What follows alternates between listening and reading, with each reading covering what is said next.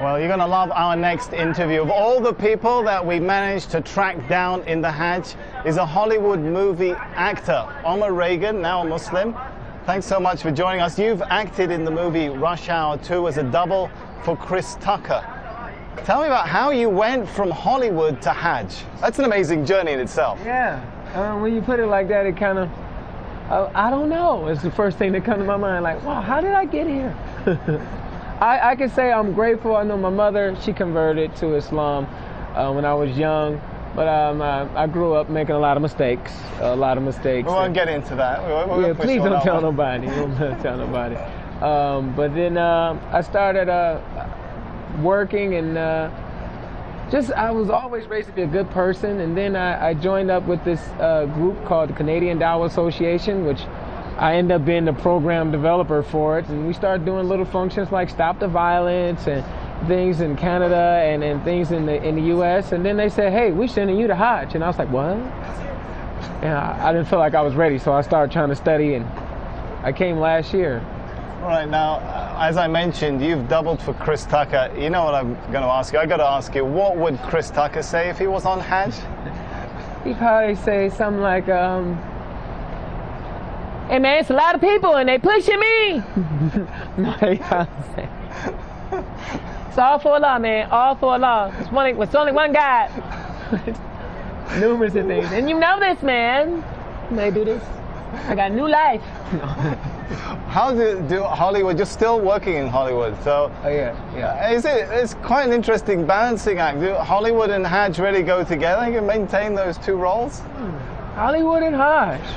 Yeah, that's controversy right there. That is controversy. It's like, when you hear it. But, is that Bernie Mac now? Or what is that? Hollywood and Hajj. Now, you know, it's conflicting, but it works. Because Hollywood teaches you kind of like put on this, be a fake person, be another person, and Hajj teaches you to really be yourself. It strips you of everything that you thought was so important and everything that you really fight for. It's about me and what I need. And Hajj, man, you know, you sleep on the ground, you know, you wear nothing, as you can see.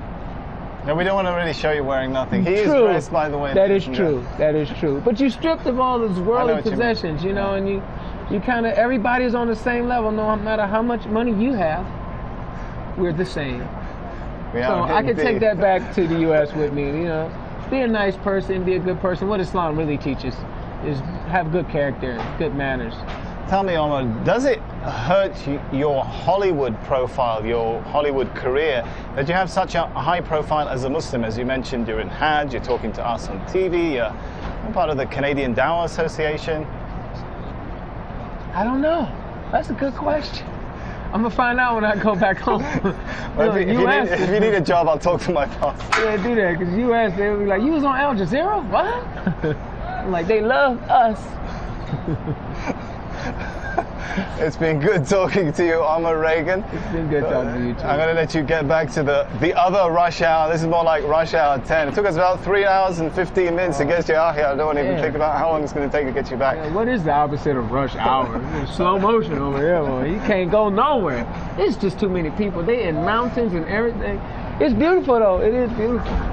Omar Reagan, you have yourself a beautiful Hajj and a safe trip home. All right, nice talking to you. Man. Thank you. We'll be continuing the coverage from the heart of the Hajj in the days to come, but for now I'm going to hand you back to Imran in the studio.